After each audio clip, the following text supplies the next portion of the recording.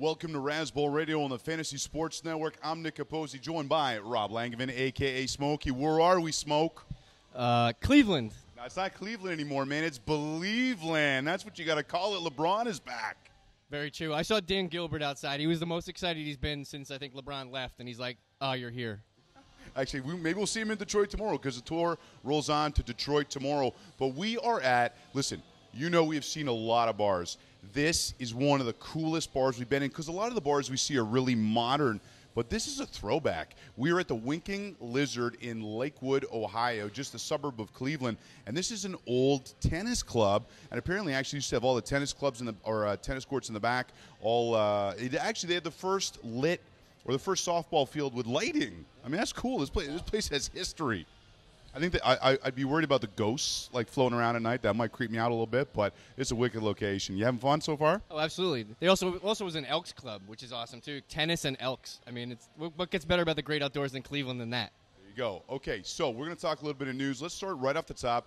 ESPN Boston reporting that Stephen Ridley might not make the team, which is kind of crazy to me. Now, on the surface, I'd normally dismiss that, but with Belichick, you never know.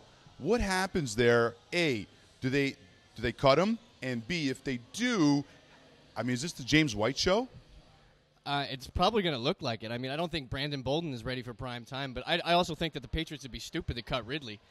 I mean, he's basically their best option at running back if he can hold on to the ball. His main problem is actually holding on to the ball. Vereen is an excellent pass catcher, and his ADP when healthy, yeah, his ADP in drafts is just ridiculously good for a back of his capability when you want. Mixture his speed, his passing catchability, and if Ridley's not there, he might get 10 carries a game, which is going to help him.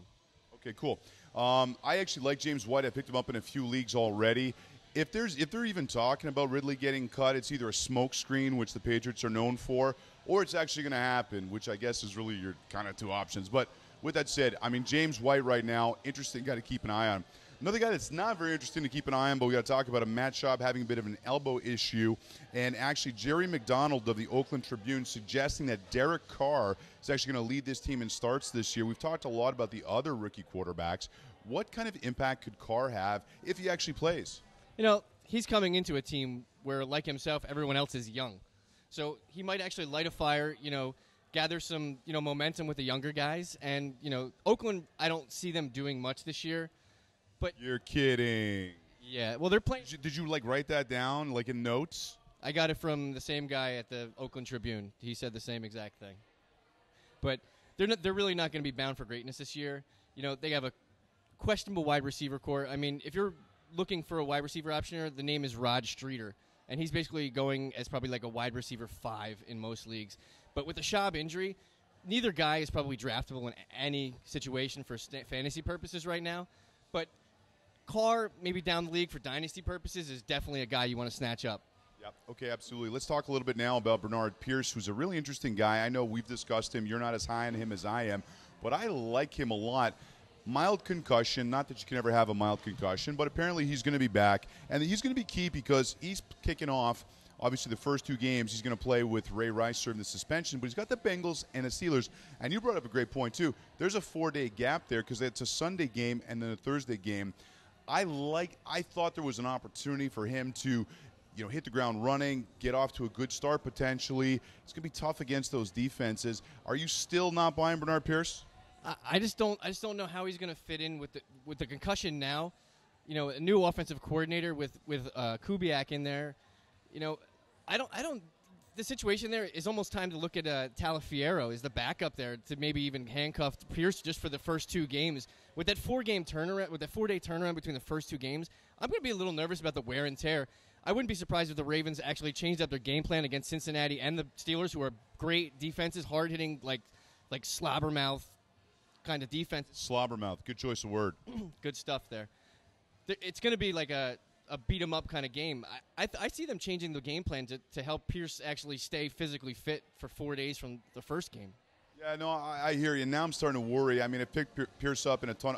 I'm drafting him everywhere because I still think the upside is there, but I'm starting to think that maybe I need to reevaluate my position. Speaking of reevaluating positions, the St. Louis Rams reevaluated their running back depth chart. Who do you think's number 1? It's definitely Zach Stacy. Zach Stacy's the all-around back there. The only change that I think occurred for fantasy purposes there is that I think Benny Cunningham, who comes in on change-up packages, is better at picking up the blitz right now than Trey Mason, because Trey Mason's coming up from basically an option read set in Auburn, and I don't think he's prone to picking up the blitz as well as Benny Cunningham. If you're going to draft Stacy, I'd probably still handcuff Trey Mason because the fantasy value for him is probably more than Benny Cunningham's going to offer you, but I probably wouldn't be happy. It's probably like your last running back on the bench kind of situation. But if you have Stacy, he's going to give you second to early third round production for a running back. I'm not big on Stacy this year. I've said that a lot of times. I'm a little bit nervous now. I have him in some leagues, and I've handcuffed him with Trey Mason. But some of these leagues don't play waivers, and I'm a little bit concerned. So, interesting situation. Another interesting situation, and this we could really go deep into. But Joe Theismann saying if there really was a quarterback competition in Washington, there wouldn't be a competition because Kirk Cousins is killing it, and RG3 ain't. Real quick, 30 seconds. What's your take? I think Joe Theismann knows what he's talking about. He's loved by the Redskins. He's a Jersey guy. He probably knows what he's talking about, but he's also not seeing every practice play by play. So I think the Redskins would be wise to just stick what they got because RG3 offers more versatility, especially with that offensive line. Yeah, okay, fair enough. I'm curious to see how Alfred Morris is going to do this year because, I'm not crazy about that offensive line. All right, we're in Cleveland. We're at the Winking Lizard. I lived in Toronto for 20 years, used to come down Cleveland all the time. Used to go to the downtown location, Winking Lizard. But we're here in Lakewood, got a Wicked Vedette shirt. That's the beer we're going to be drinking tonight. Might have to have a sip out on the patio. We'll be back in a couple minutes. This is Razzball Radio, Fantasy Sports Network live. We're not live, but we're in Believeland. Quaz Live. Believeland. Believe it. Believe it. Believe it. Believe it. We'll be right back.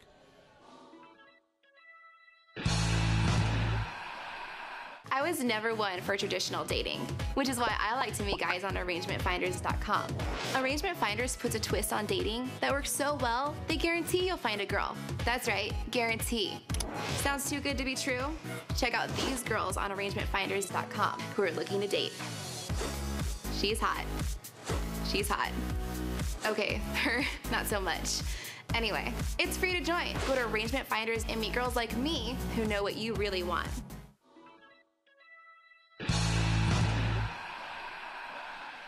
Welcome back, Razzball Radio, Fantasy Sports Network. You know what I like about being up in the Great Lakes and, in the Northeast?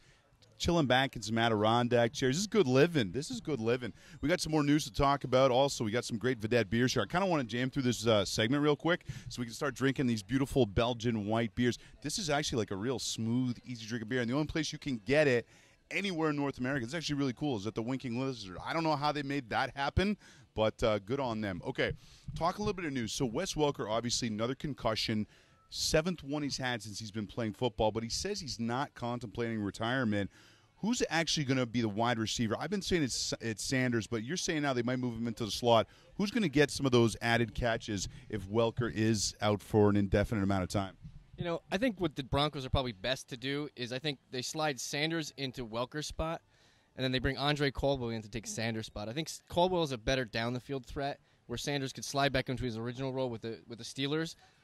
And I think they'll be more beneficial. And then you got Julius Thomas over the top of that to cover the middle. I think that sets up nicely for Peyton and the rest of the Bronco offense to, settle in even though Welker's not there. Yeah, absolutely. Okay, another guy coming back from injury is Steven Jackson. He missed 27 days with a hamstring injury, but he's back in camp now, which is good news. But I'm not touching Steven Jackson. In fact, I'm getting Devonta Freeman everywhere. I mean, is there someone else in that backfield who could possibly take the job and run with it? Or is there a chance that Steven Jackson has one of those, out of nowhere old guy who puts a great season together when we're not expecting it? Freeman's basically going before Steven Jackson in every draft that I've seen. So Jackson has the miles, but he's also the veteran. So basically where he's going, if you're drafting him as maybe like your running back 4, I say you try to, lightning in a bottle. There's nobody else there besides maybe like a Jaquiz Rogers but he's more of a change of pace guy. And he did okay last year in the couple games he filled in for Steven Jackson. He got additional touches and did more with him. But I just don't see anything else there besides Freeman and Steven Jackson as the workhorse type back. Okay, so in Washington, Jordan Reed strained his thumb, which is, this guy's always appeared to be dinged up. A lot of guys have been crazy about him. T-Hole, remember in Seattle, was like, you got to get Reed. He's going to eat defense. He's going to eat. He's going to eat. He's going to eat. He's going right in between in the tight end average draft position, right in between Greg Olsen and Kyle Rudolph. Rank those guys for me. Those 3 tight ends, who would you rather have in order? I'd rather have them Rudolph, Reed, Olsen. Yeah, that's exactly how I'd have it. And, I mean, look, if he gets hurt, which is probably something that's going to happen, there's always tight ends on the waiver wire. Are you still comfortable taking Jordan Reed? I am, but I'm also being very hesitant on anybody in the Redskins offense right now. What I've seen in the preseason has just turned me off completely. You mentioned Alfred Morris before. You know, RG3 and their offensive line are very scary. I mean, the only 2 people I would probably touch there that have great mid-round value are probably Deshaun and Pierre Garçon, because they're going to get their touches, because they're going to have to force-feed them, because I think the Redskins are going to be down by a lot of points in games this year. Yeah, okay, listen, it's hard to argue with you. E.J. Manuel is playing in the 4th preseason game. You don't usually see starters doing that. What's going on there? Well, this has a correlation to, Sammy Watkins has been limited in camp, and I think he's going to get a lot of run in the 4th game because I think they need to gel as an offense together. Manuel really hasn't done a lot this preseason. I believe he's like 27 for 42. He's got like 380 yards passing, 1 touchdown, 2 interceptions. It's not exceptional, but it's not fantastic either. I think that the gelling of the offense is what's going on there, especially in a preseason game 4. Yeah, you risk injury. It's like the whole Mark Sanchez thing from a couple years ago. Why are you playing your starter, blah, blah, blah. But I see it helping the Bills, not hurting. Okay, Jay Feely got cut by the Arizona Cardinals. We don't usually talk about kickers, but it's interesting because there's a rumor going around that he might actually go to Denver while Prater is suspended. That could be interesting. Yeah, for the first 4 games, if he gets signed, it's definitely a great pick. I mean, Prater's basically, if he's not the first kicker off the board, he should be, or the top 3 at least. So if Feely goes in there, he was 30 of 35 last year for field goals for the Cardinals, and they have a high-powered offense as well. So I think he'll fit in well there and probably be a decent kicker for the 4 weeks. Okay, Mohamed Sanu going as the 84th wide receiver off the board, right around Stephen Hill and Marquise Wilson, of course, out with the cracked collarbone. But he was really good the other day. He was 5 for 70, also has a touchdown in the preseason. Is he going to benefit from Jones being out? Obviously he is, but, I mean, he should be going higher than the 84th wide receiver, don't you think? Oh, definitely. I just don't think the world has caught on to him yet. Jones was a touchdown maven last year with Dalton as his connecting mate. I don't know if Sanu is going to have that same kind of touchdown appeal, but he could give you, 4 to 5 catches a game and give you like 60 yards and maybe a touchdown every occasional game. But he's got very low sleeper appeal for me right now. I want to see more when the games actually mean something, especially playing in the AFC Central. It's going to be a tough going there. Katy Perry is going to actually do the show at the halftime show at the Super Bowl. You excited for that? I don't watch halftime show, man. I'm getting nachos and getting my vedette. Yeah, I think I'm going to go to the game on a crazy horse and do some fireworks. All right, Gio Bernard has not had a good preseason, 10 for 17 the other day. You starting to worry about him? Because, I mean, he's going as the 8th running back off the board. I'm in a couple drafts that we've done in a couple cities, Jeremy Hill is quietly rising up the boards. He was dinged up with a shoulder, and now he keeps rising and rising and rising. I mean, it's not drastic. It's maybe around here, a couple picks here or there. But people are starting to catch on that maybe Bernard isn't the power back that they need. Law firm Ben Jarvis Green Ellis is basically on the outs on the roster. So I think Hill is going to be that complimentary power back, and I think he's going to get more touches than people actually believe. Yeah, okay, no, fair enough. All right, now we've gone to some great cities. We were in Buffalo the other day. We had roast beef on Weck. We had buffalo wings in Pittsburgh. Pittsburgh was fun yesterday. Oh, by the way, shout out to the Duquesne Dukes girls soccer team who beat Pitt. We ran into them last night at a bar. They were partying. Big upset, beat Pitt, so shout out to them. Also, shout out to being a commissioner. And you know what? Being a commissioner, it sucks. You know why? Because you got to collect league fees. Why bother with that? Get someone else to do it for you. Sportsvault.net. Not only will they collect the league fees for you, they'll redistribute it as well. What's your favorite city on the tour, Ben, so far? By the way, you have to say Cleveland. Cleveland so far. But the entire Rust Belt is just awesome. It's very underrated cities. Buffalo, Pittsburgh. Buffalo is a very underrated town. I mean, we were there on a weekend. It was like college check-in weekend. Maybe people were just like, yeah, we don't have to study yet, and just going crazy. But it was pretty much off the chain. No, it's been fantastic, and that's one thing. I mean, because you haven't been to a lot of these cities, but again, when I was in Toronto, this was kind of where I used to come to watch my sports in the U.S. So I got a lot of respect for the area, and it's great seeing these cities that are still thriving. I mean, Pittsburgh's kind of reinventing itself. You're seeing a lot of change happening down in Buffalo. So it's been a lot of fun. I'm excited to go in tonight, have our draft in Cleveland. We got the guys coming up from Within Ohio Bias. They're going to give us a team preview on the Browns. But really, what are you going to talk about other than just that's it? It's like sign language. You don't even need to talk about it. You just do this. You just do this. Hey, should we do like a LeBron James report or something? Should we? You know what? Maybe that's what I'll do. I'll just get the van and just drive around the country, like following LeBron James around. What do you think about that? Yeah, we need to go to like Star Island in Miami, see if his house is for rent. Let's go. I'm down for that. All right. This is Razzball Radio, Fantasy Sports Network. We'll be back right after this with the guys from With an Ohio Bias. Razzball Radio, Fantasy Sports Network. I'm going to say it one more time because 3's my lucky number. Razzball Radio, Fantasy Sports Network. I'm going to go inside and drink this Vedette now. I got to go. Show's over. It's not. We're coming back. I was never one for traditional dating, which is why I like to meet guys on ArrangementFinders.com. Arrangement Finders puts a twist on dating that works so well, they guarantee you'll find a girl. That's right, guarantee. Sounds too good to be true? Check out these girls on ArrangementFinders.com who are looking to date. She's hot. She's hot. Okay, her, not so much. Anyway, it's free to join. Go to Arrangement Finders and meet girls like me who know what you really want.